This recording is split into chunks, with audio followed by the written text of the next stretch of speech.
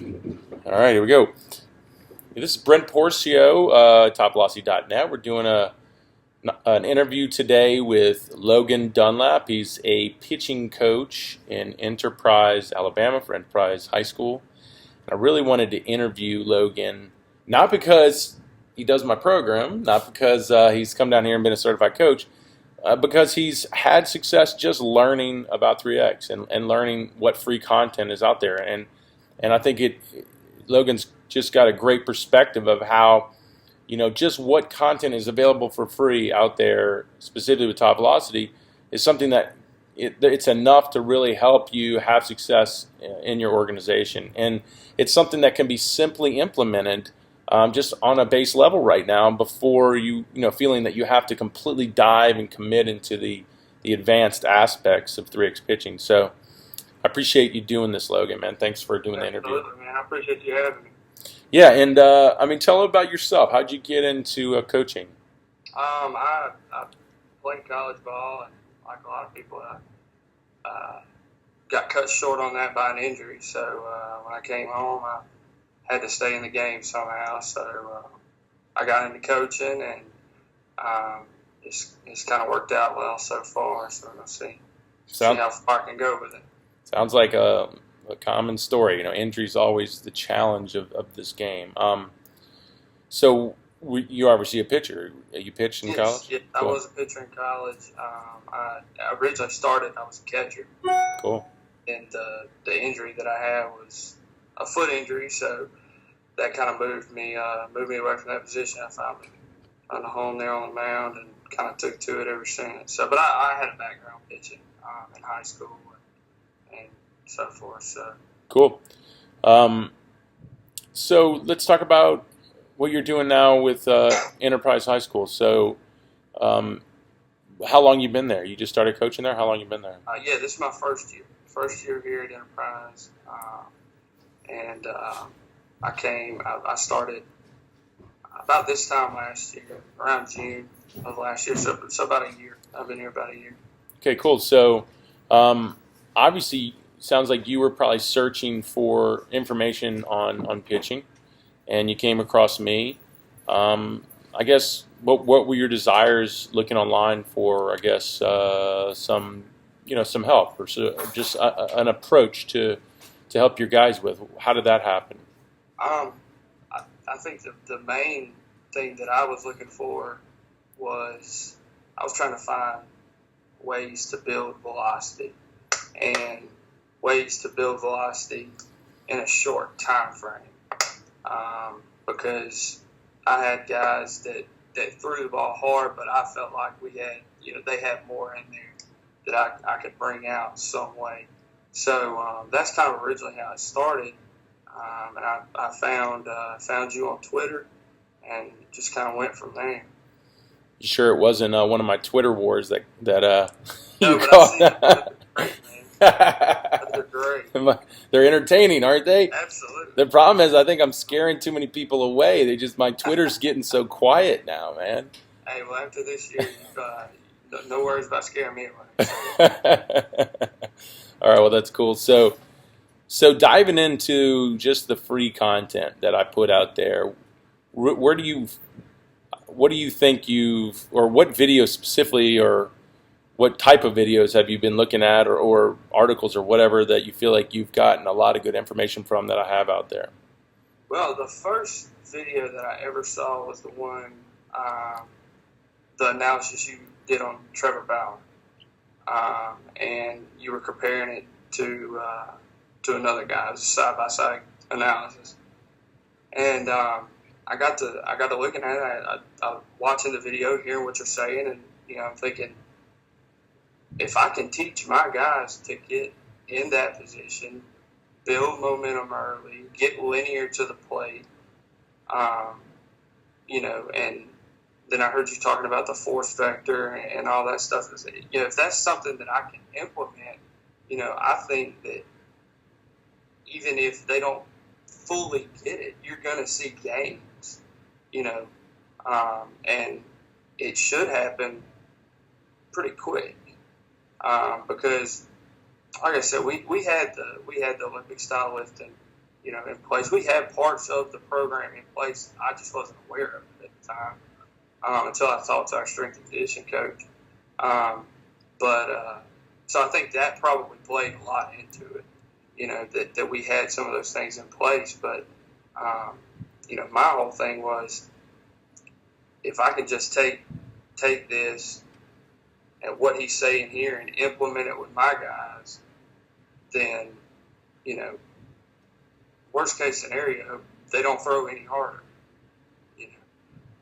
But if they can grasp it and get a hold of it, we're going to see gains, and we're going to see gains in velocity quick. So, did you have success with that? Absolutely.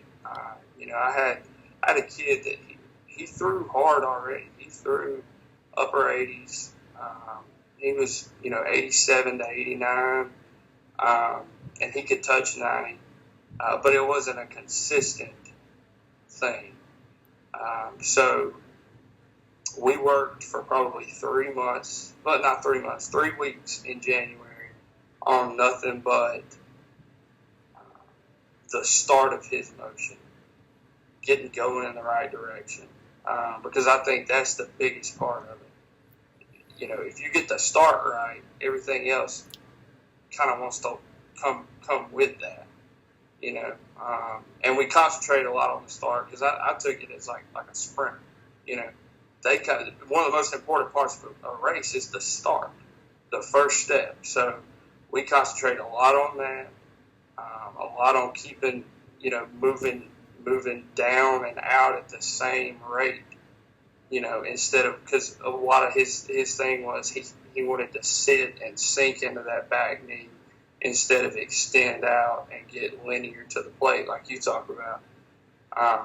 So those simple adjustments, about 3-4 weeks, and he topped out this year at 94. That's so great. That's great. Any was other just guys? One example.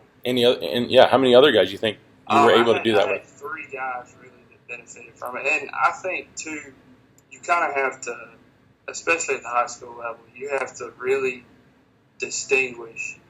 Okay, who is this going to benefit? What guys do I have that can benefit from this, and what guys do I have that this isn't really going to help? Because I've got a kid that he can't break a window pane with a baseball. He doesn't throw hard. He's low 70s, but he's got movement, and his ball is all over the place.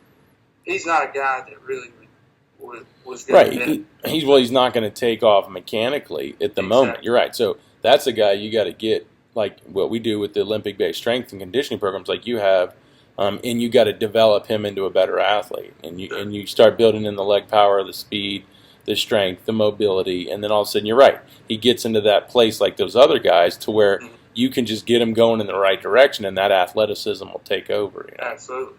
But I had three guys, two other ones, including the one I just talked about, that really benefited from it. And the crazy thing is, one of my guys, he's a senior, when I got here and we started work, I got him on the gun, and he was 78 to 80. But he was a big kid, big body kid, and he could go out and long toss. And I mean, he just had crazy distance. I mean, we're talking like 340 feet. And still throwing 80? Yeah, exactly. So I've never heard that before. It's not translate. Why is this not translating to the mound? Right. Well, come to find out, he had a torn labrum in his hip. Ooh. So but one thing that this style and this approach did was that first motion and movement, building that momentum to the plate, and getting his knee going in the right direction instead of staying put. It bumped him up to 85 with a torn leg. Wow. Yeah, right. You fix that labrum issue. I think absolutely he'll go places. Well, that's an awesome story, man. It's good to hear that, and it's also good to hear about you have a strength approach that's Olympic based, and it's probably because my the camp I come from is Coach Gail Hatch.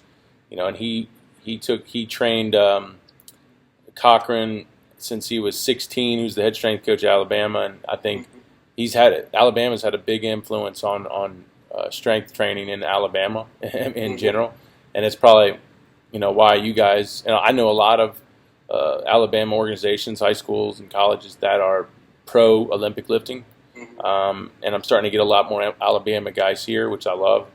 And so that's good to know that's there, because that's huge. I mean, that's how we build athletes. And if, like you're saying, you're a coach, give me athletes, and I'll show them how to get in these positions and throw hard, right?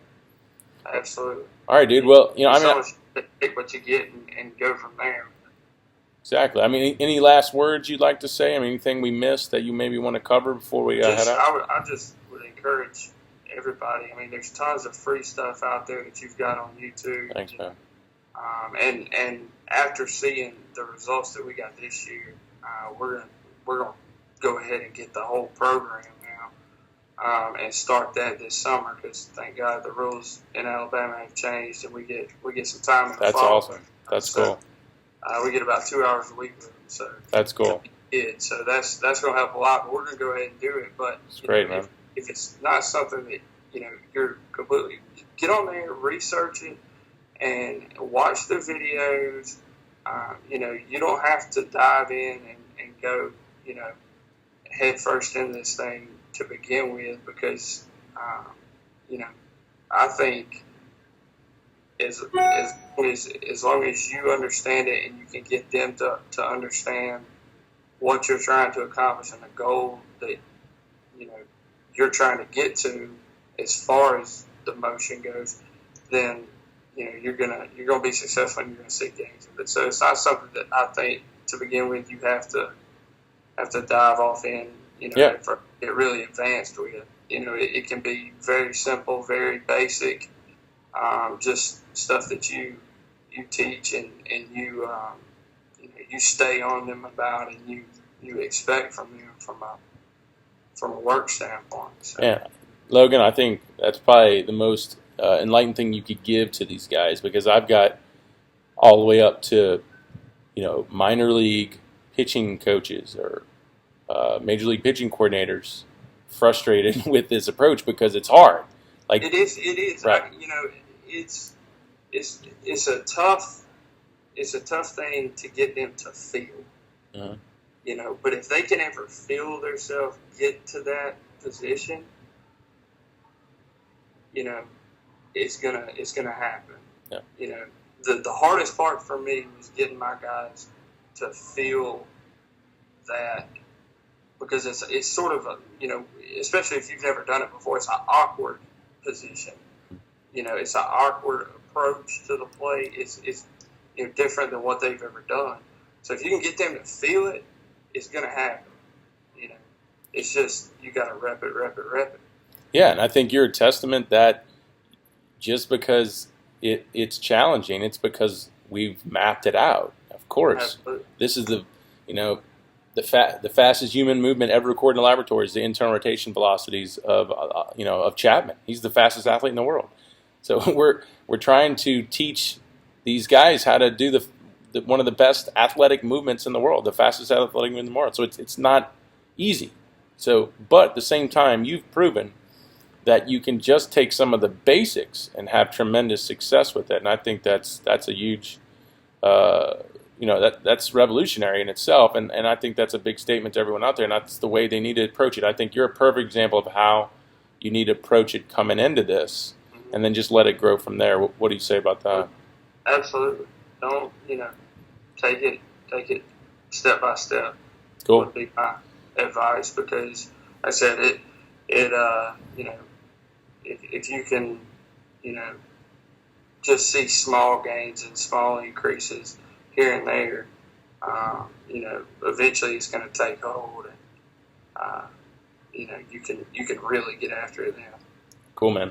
All right, dude, I really appreciate it. Hang on, I'm just going to end this interview.